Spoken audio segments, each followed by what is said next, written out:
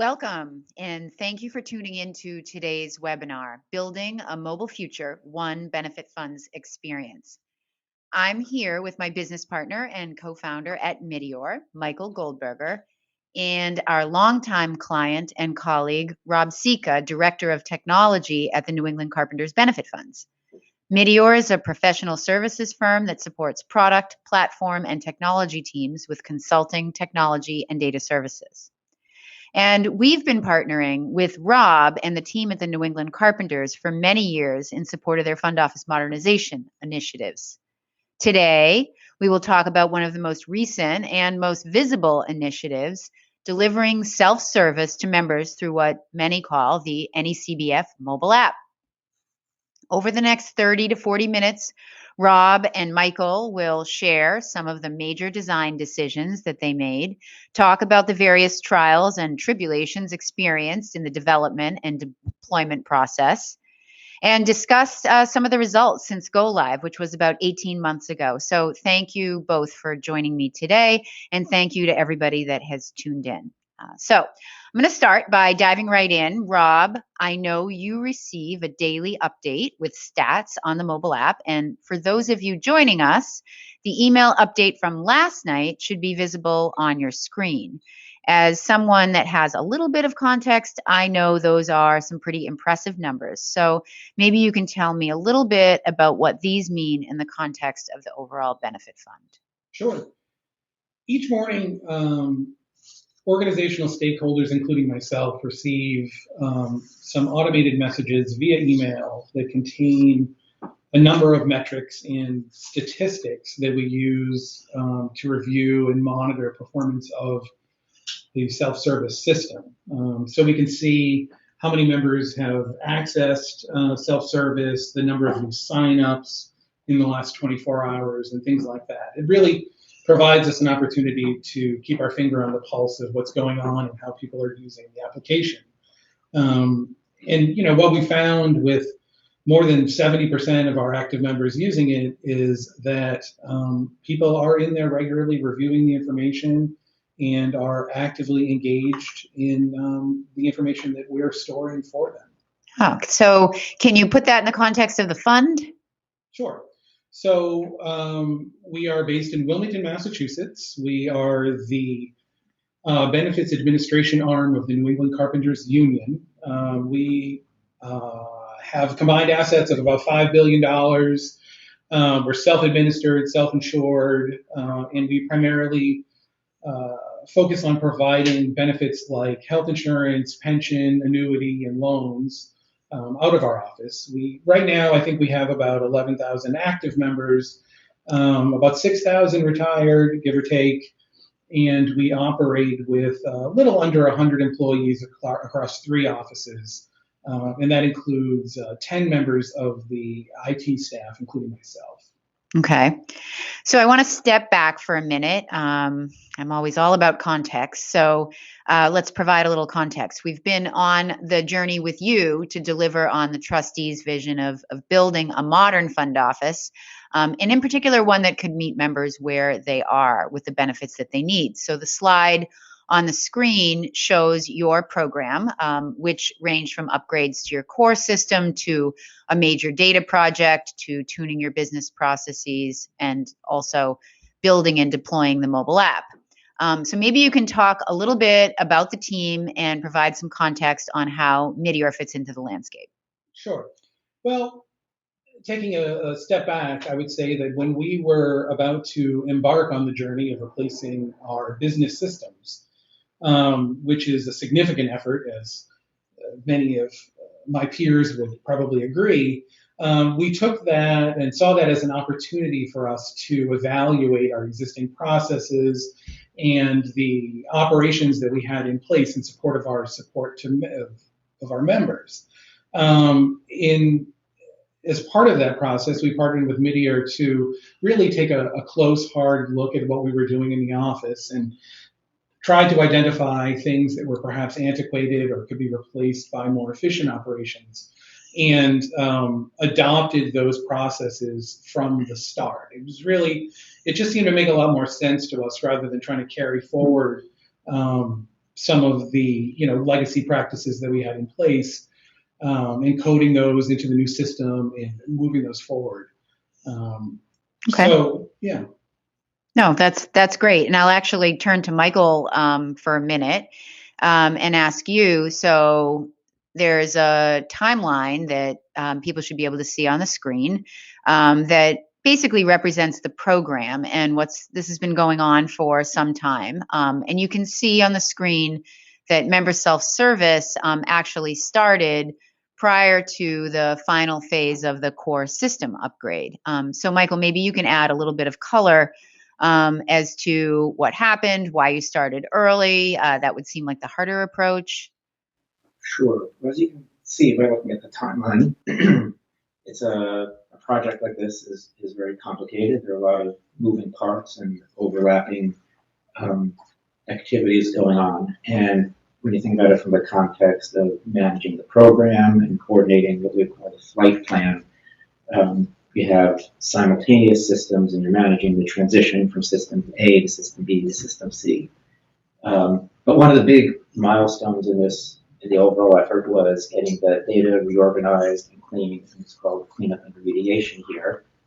And that was a large task that involved some 50 years of history of data. But once that was in pretty good shape, it turned into an opportunity to start leveraging that data and make something visible to the membership, which would be through the self-service application. Okay.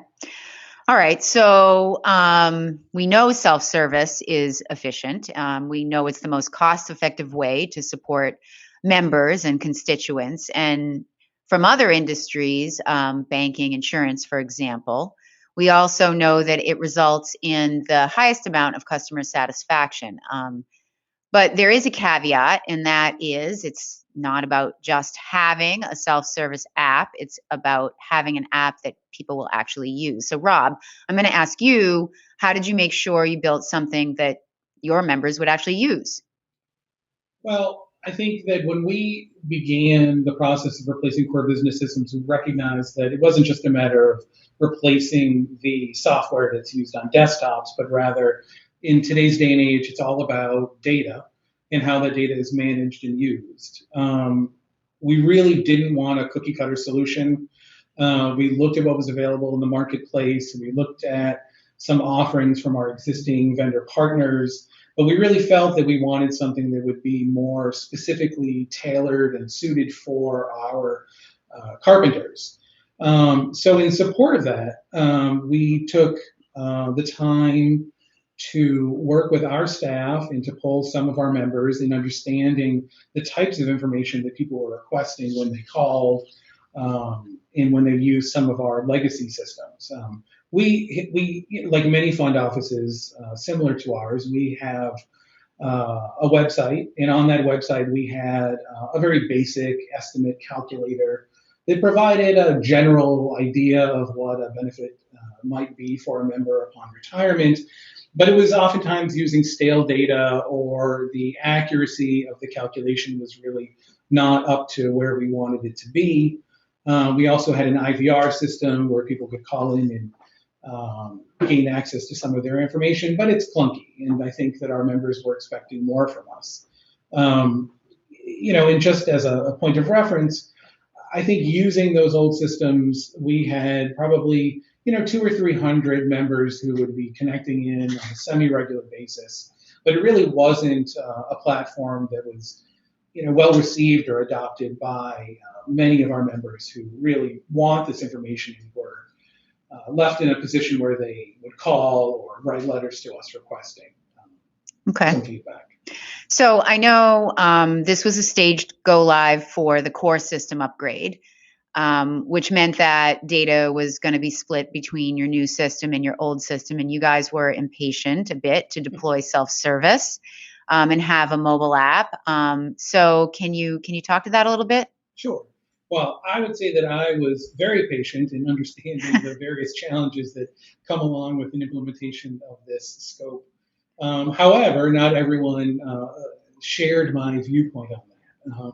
As we were going through the process, I think people were anxious to see some return on the investment that we were putting into some of these new systems. And going with a solution that was independent of the core business system that we were using really provided us the flexibility to promote and present information to members even before we were fully live on all of the modules that we were implementing at the time. Okay, great. It was probably also good for the future, I suppose, given that you never know what's going to happen and where your data is going to be. That's right. All right, Michael, can you talk a little bit about how you approached it? Sure. So, as I said, I think about this always from the perspective of the data. And so once we had the data organized, which was really in support of the data remediation and then a data conversion effort, but we had staged up all the pieces of data in order to make that available. But once that was done, we were able to move to a platform that we call VIA, which is really an infrastructure and a framework that's the culmination of many years that we've been working on connecting back office data out to mobile users. But we were able to use our stage data source as the input to the VIA platform. Okay. I don't know if maybe you want to take a step back yourself and get technical. Sure. I'm going to indulge you 30 seconds for technical. Indulge me to be technical with block diagram for a little bit. But one of the things that I guess it's important to understand where our approach is different from what many fund offices are doing. Typically, the fund office is operated around a core admin system, and internal users are the heads down users of that system, and they spend all day 9 to 5 connected to that system, and then something they get appended to that for providing information out to the external users or the membership. The way we're approaching it really is to think about the fund admin system is a data source, and it is the system of record for some important information, but as well there might be other sources of information. There could be, in the Carpenter's case, the legacy system, which was still in place, but there could be other service providers. Not every fund does health and retirement in the same place. And there might be other data that might be coming from the union or for somebody else. And the VIA model is saying we're going to pick and choose the data that we think is relevant to member self-service, and that will get staged specifically to the VIA server, and that's how it connects to the external users. So it's really a modular and segregated approach. Okay, and I know you guys have talked about it being future-proof, and I guess that's underneath it all. That's the way you did it. So there were some other design considerations. You both collectively established some important design considerations. Michael, maybe you can speak to at least the mobile part, and I know Rob has some thoughts about the others. Sure. Well, mobile first, I think it's a little bit of a buzzword these days. But to us, it means a few things, from the simplicity of the user interface, meaning the most likely place this will be used is on a small handheld device. But it also implies something about ease of use, meaning, the test should be you don't need a user manual. Any member should be able to pick this up, start using it, and it'd be obvious how everything works and what you're supposed to do with it. So there are a lot of demands on the user interface design. I think that's really been the key to getting all the adoption and the use that we have right now. Okay. And Rob, from your perspective, what was the most important thing? Well, clearly, the most important design element from my perspective was maintaining the security of the data that we were going to be presenting to the members. In today's day and age, I think you can't be too careful, and certainly anyone else who's in a similar role as mine will appreciate that there's always the threat of people gaining access to information that they're not supposed to be able to see. So that was the number one design requirement from my perspective. And in support of that, we implemented multi-step authentication. We have user-managed passwords. And something that I think that not all systems take advantage of is that the data that we make available via self-service to our members is outside of the core system. It is a subset of data that's very limited to only the information that we're looking to present. And it's stored in such a way that it is not easily associated with member records, and even things like the user managed passwords. No one in the fund office has access to the password information that our members use upon sign up. If there's a problem that they encounter and they forget their password, we can reset it, but we have no ability to access or present that information back to them. And that was really critically important to us. Okay. Now, the next thing on the screen says something about being vendor neutral. Right. Maybe you can speak to that. Well, I'm happy to report that we have a pretty good relationship with our vendors in general. However, things change. Companies change, data sets change, and products can evolve over time. And we really took the approach that it was important to us to maintain an independence from some of the core business systems that we're using. It provides us the flexibility to modify things on the fly and really to pivot more quickly and add features and functionality as we receive feedback from members. And not be dependent on vendors, presumably. Yeah, I think we're in control of our own destiny, and that's really where we want to be. Okay, well, that all sounds pretty ambitious, especially in parallel with everything else that was going on. How long did it take? It took about 6 months. I think once we had the design in mind, the development effort, took about that long. But it was a really painless process for us. Okay. And, I would offer that, the process of implementing a new system like this never really ends because we're always looking to, adapt the system to changing needs and add new features. That's why we love technology. Yeah. So, Michael, I know you have some opinions here, and I'm wondering about what you thought was the hardest thing during implementation, which for us is development and cut over to go live. Well, first of all, I'm glad that Rob remembers it as a very painless process.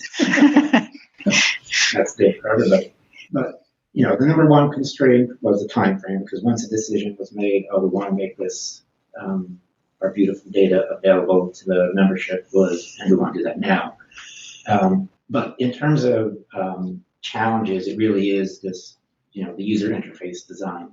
What you see on the screen is a little bit of trying to get the point across about being mobile first, which is saying I have a phone and how much information can I put on that little screen without it being ambiguous or confusing, as opposed to I have a desktop and I have all my information here. How do I slim it down to getting onto a phone? So, that takes a lot of trial and error and getting the words exactly right and getting the size of things exactly right. But when it works, it's really good. Okay. How did you guys split responsibilities? Well, we worked, as I mentioned earlier, we worked very closely together to design, what the product was going to be and how it was going to work for our members. But being in the middle of an implementation project like we were talking about, we didn't necessarily have a lot of spare time, where most of our staff members were fully consumed and then some with the various tasks that go along with implementing a new core system. So once the design elements were defined, I would say that the impact on our staff was very, very limited.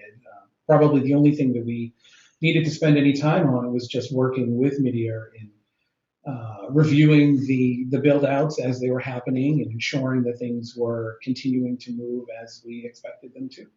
Okay, so following on from that, how did you decide what information to show your members? Right. Well, this was very important to us too.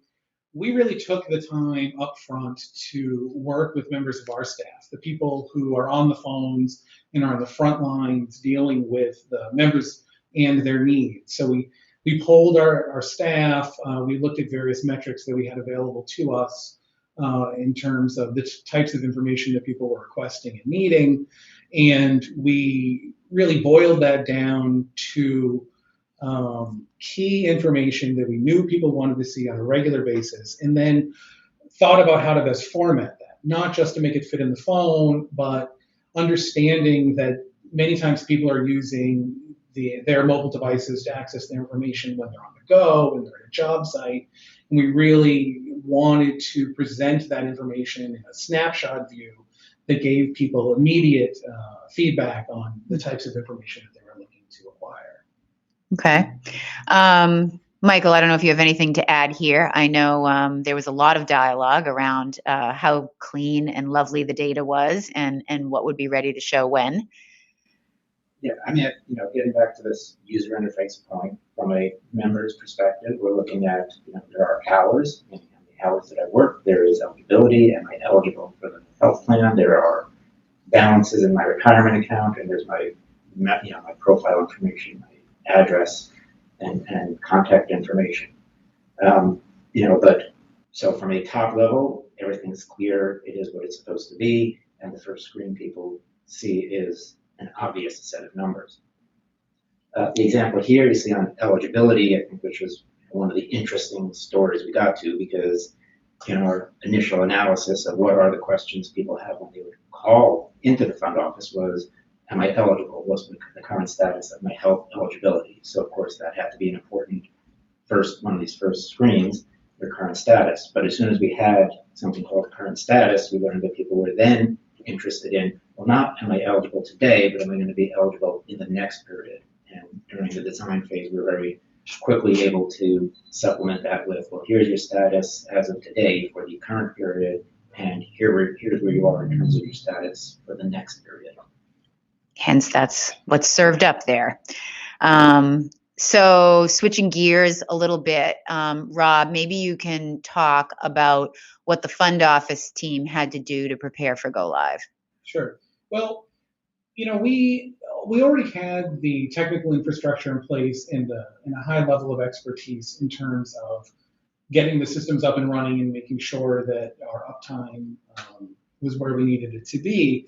But something that I think that I'm thankful that we thought about, and I'm not sure other organizations necessarily have, is the impact to the staff in support of the applications. And while it's not, it doesn't require a lot of time, I think what's important is that we were thoughtful about this and we defined some processes and allocated some resources with specific roles to help manage and support the members with any questions they might have, assisting them in creating new accounts, things like that. We wanted to make sure that we had the appropriate people in place who are trained to assist the members to eliminate any frustration, because certainly any difficulties that our members experience accessing this information really undermines the goal of what we're trying to do here. And Michael, I know we supported the fund office team as they got ready to go live. Can you talk about some of the tools that we created? Some of the interesting things about an application like this are the pieces you don't see. Besides the user interface that a member would see, there are tools, administrative tools that people in the fund office would use.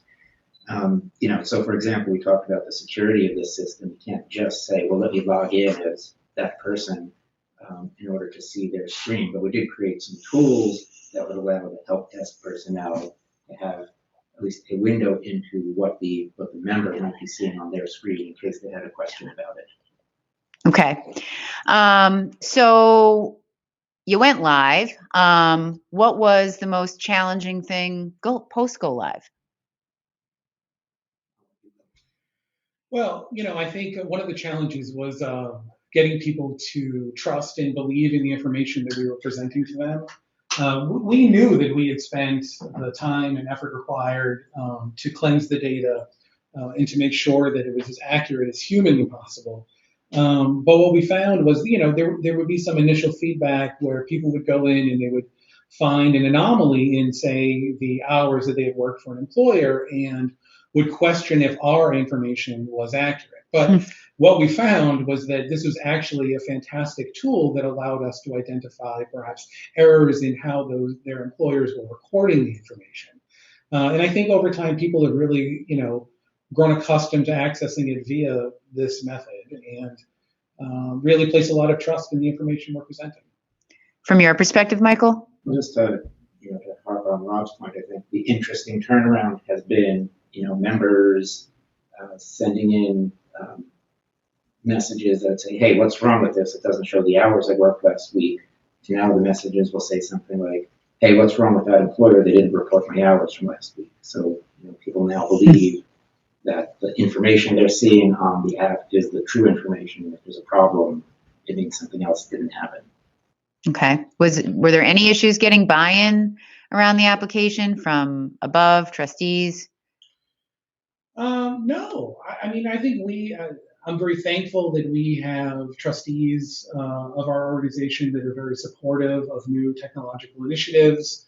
I think they appreciated what was happening in the marketplace, and they placed a lot of trust in us to implement a solution that, was something that, they could be proud of and that they knew our members would be able to take advantage of. So was it successful from your perspective? Absolutely. I'll say that I only wish every project of this type could go as smoothly as this has for us. All right. So I guess maybe more specifically, how long did it take for users to start actually using the app? Well, that's a sort of a funny story.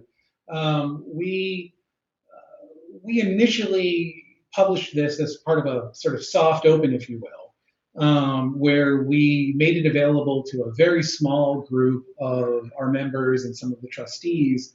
And simply through word of mouth alone, what we found is that people were very quickly accessing the system and creating user accounts. And this is without any promotion. So I think what it really demonstrated was there was a hunger, among our members, and they wanted to access this information, and they wanted to use their phones and other mobile devices to gain access to it. It was really very impressive. Here we are 18 months later, and you have more than 8,500 users as of yesterday. Yeah. So I know there were some challenges and a little bit of pushback from certain constituents saying they weren't sure that everybody in the membership would use it. Is that what you found, or did you find something different? Right. I think that, I think some people have a mindset that utilizing mobile devices to access this type of information is something that the younger set will do. But what we really found was that people's use of the system really crosses all of the demographic boundaries. We have people from all age groups and in all phases of their careers that are using this on a very regular, daily basis to access their information. Even retirees will often go in and we see them checking balances and such. That was really a surprise, I think. Okay. Michael, was there anything in particular that surprised you or our team? Well, I think step one was the initial uptake, which is before we told anybody about it. People were signing up. And then beyond that, once people were signed up, they assumed that we had features that didn't exist yet. But right away, I was looking back at some of the original messages that people would send in, hey, this looks great. How do I change my address? Which in the initial release of this, members were not allowed to update their own address information, but that's more of a fun policy issue than a technical issue. But people were ready for more and more functionality. And boy, do they love that new feature now. Lots of address updates. So now that we are post go live and we're more so in a steady state, where is the impact on the fund office staff? It's really minimal. Like I mentioned earlier, we do have some people that have been assigned the tasks of monitoring feedback from members and making sure that people are getting answers to their questions. But really, the types of feedback that we're receiving primarily from users of self-service are questions about their benefits, things that they would have been calling the fund office and asking a representative about. And one of the things that we have in place is that the people who are monitoring the feedback from self-service have a process defined where they're forwarding those questions to the appropriate departments, and then members of those teams are getting back to members with answers to whatever questions they have. Okay. Just, one other point to add on, as we've seen this increase in activity on the app, which relates to some increase in members updating their data, because of the technical implementation, there has been zero impact on the front office systems. So even though we have, thousands of people logging in every week, from the internal system perspective, that's no additional load. Yeah, I think that's a really important point. Regardless of how much load there is in terms of people connecting into the system, it has zero impact on our core business systems in the office. So another advantage of having this be segregated from those core systems is that we know that this is independent in all respects. Okay, so that's a good segue to benefits. What are some of the benefits that you see? Well, I think providing members the ability to access their information at any time of the day, I think is huge. People being in the construction industry, they're up early in the morning. Sometimes they're working overtime late at night. You never know when people are going to have a few moments or want to check to make sure, say, that their hours were recorded correctly. So being able to provide that 24/7 access, I think, is very, very important. Another unexpected benefit that I'll say that we have encountered is due to the high adoption rate of self-service, it really serves as an excellent tool that we can use to communicate directly with members. We have various processes that happen throughout the year, and the ability to gain access to those member eyeballs, if you will, when a check is going to be processed for the vacation fund, or if a new eligibility period is coming up. I think that's really, really helpful. Previously, we would be reliant on paper mailings and other things like that, and this is just so much better, cleaner, easier, and less expensive than some of the things that we had as options previously. Okay, I don't know, Michael, you like to talk about data, and I know this is one of the benefits that you've been talking about for years, in fact. Well, better member data, I think anyone who's worked in this type of environment knows just keeping track of addresses, for example, is a huge challenge. And if I don't know if people noticed on the chart before this, but the average number of address changes now coming into the app, it's like 600 to 1,000 per month. So if you think about that on an annual basis, it's some 75% of the people are making an address change every year. That might be a mailing address, an email address, a telephone number. But in any case, the only way to keep that information up to date and accurate is by people doing it themselves. Okay. And if I can just jump in on Yep. that, like Michael said, maintaining accuracy of information, basic information, even things like addresses, has always been a thorn in our side. We have a regulatory obligation to send out a variety of notices and other information to members. And what we've always seen historically has been that we would receive a lot of that mail back. And that's an expense to the members themselves. And it just feels like the time and effort that's wasted in sending out information that does not ultimately get into the hands of members is not time well spent. And so the ability for us to utilize this not only as a tool to present the information to members, but also allow them an interactive role in making sure that their information stays accurate really helps everyone. And on that same point, I know one of the other unanticipated benefits was that you were able to close the loop between employer reporting and what a member sees in terms of their worked hours. I don't know if you want to speak to that as well, Rob. Yeah, well, I would say that perhaps the most frequently accessed information is the hours that a member has worked. So you have a carpenter who's working sometimes for multiple employers, and they always, and I give our members credit always, that they are very much on top of making sure that all of their hours are reported correctly to us so they can receive the benefits that they've earned and they deserve. And this really provides them a quick and easy way to always stay on top of the people that they're working for, to make sure that everything is being recorded in a timely and accurate fashion. It's very, very important. Okay. So On the member point, I mean, what's some of the feedback that you guys have gotten from members? I mean, do you have any good stories to share? Well, I'll say that, and this is something that I'm very proud of. Even when I'm outside the office, if I encounter a carpenter just in my day-to-day life, I'll introduce myself and explain that I work with the fund office. And very often the feedback that I get is telling me how much they love the new self-service application and how it's improved their ability, just to track information.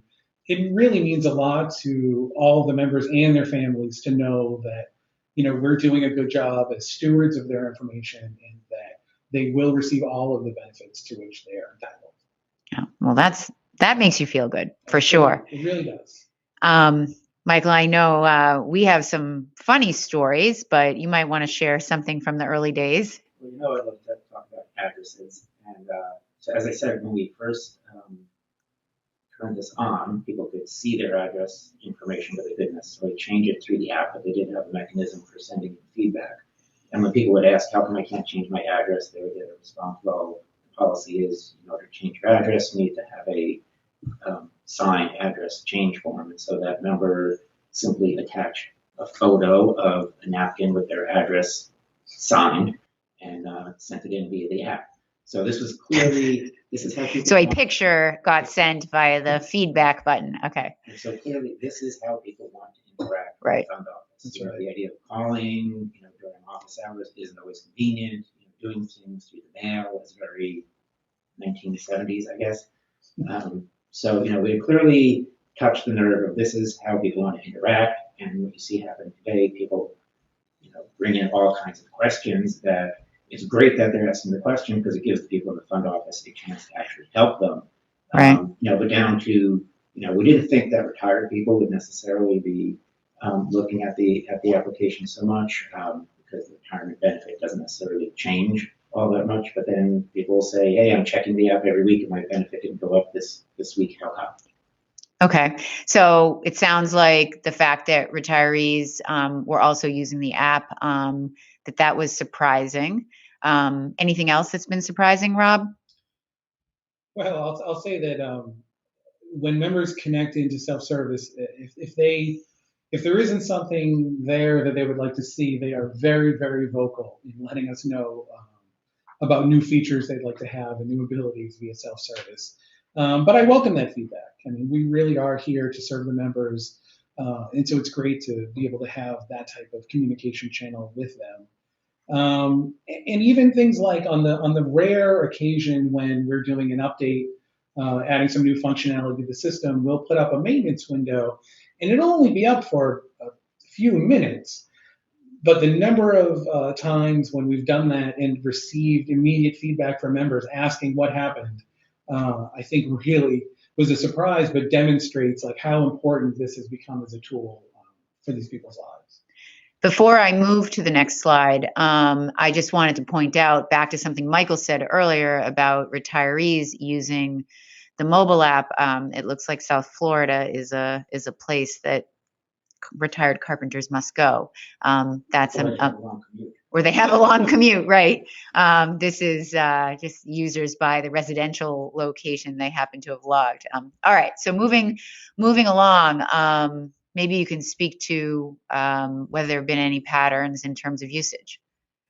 Well, again, one of the things we anticipated for these mobile users is they would use this app from where they are, and we've had this very clear signal since we first launched the app that people use it first thing in the morning. They use it at like break time in the morning. They use it at lunchtime, and they use it at the end of their shift. And even though there is usage 24 hours a day, and a lot of the complicated questions we get come in like in the 2 a.m., 3 a.m. window, clearly this is something people want to do during the day. They want to check their hours during the day. They want to check their information during the day. And it's been a very consistent pattern. Okay. Thank you. Rob, I don't know if you had anything to add. No, I mean, I think Michael really touched on it. It's very interesting to see how people will access the information all the time, but at the same time, it's also I find it interesting just to see the consistency with which people, will access it at certain times of the day, on the way to work, at lunch, at the end of the job day. We definitely see spikes at those times, but we're happy to provide the ability for people to access it anytime. And anytime, anywhere. That's right. All right, so I'm going to get to my last question for both of you. So this is a question for each of you before we get to questions from anybody in the audience. So if you could give one piece of advice to another fund office or union that's either thinking about providing self-service or looking to expand their self-service capabilities, what would it be?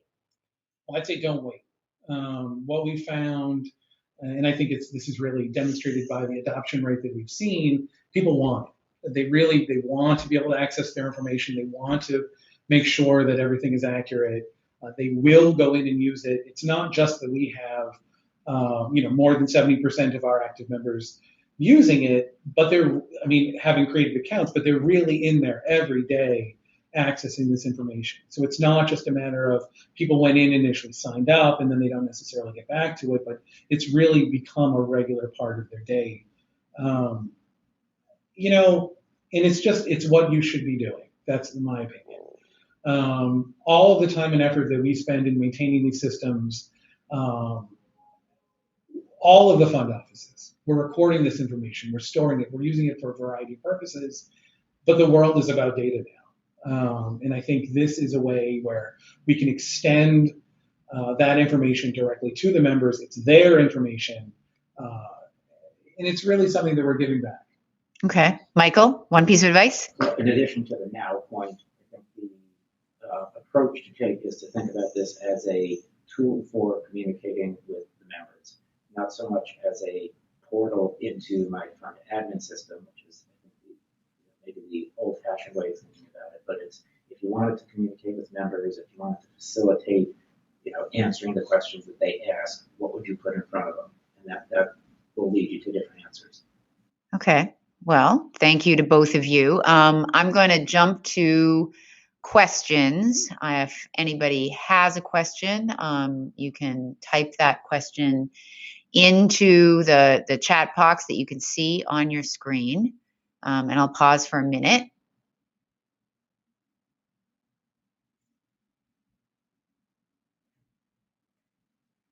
Okay, so I have one question here, which is, so what would you do if you feel like your data isn't good enough, and so therefore you don't really think you're ready to show your data to members, for example, in the mobile self-service way? Well, I think the only way you'll ever get your data to that place is by showing it to members. And you can spend a lot of time trying to, especially things like addresses, names, spelling, dependents, beneficiaries. Once you show it to members, they will tell you if it's wrong and they will tell you what it should be. So really the only path to having it all corrected is to make it visible to members. And give them the accountability for making sure it's right. And they are the only source anyway. Right. Yeah, it really has worked out that way. Okay, I have one other question here, which is, do the people that paid for this, I guess maybe the board of trustees, do they appreciate the value? Absolutely. I think, over time they've certainly understood that we've been spending a lot of time and money, frankly, putting a number of systems in place to stay current with modern technology. But they're some of the biggest fans. In fact, I think some members of our board of trustees were some of the first users that we had signed up for the application itself. Okay. Well, we are now out of time, and I want to give everybody the benefit of ending on time. So if anybody had a question that wasn't asked or that Rob or Michael didn't answer over the last 45 minutes, both of their email addresses should be visible currently on the screen. And we'll also make sure that everyone gets a copy of the slide deck after the webinar in the next couple of days. And so you'll have that there too. So Rob, Michael, thank you. And thanks to everybody that joined us, and best wishes from everyone here for a wonderful holiday. Thank you very much. Thanks.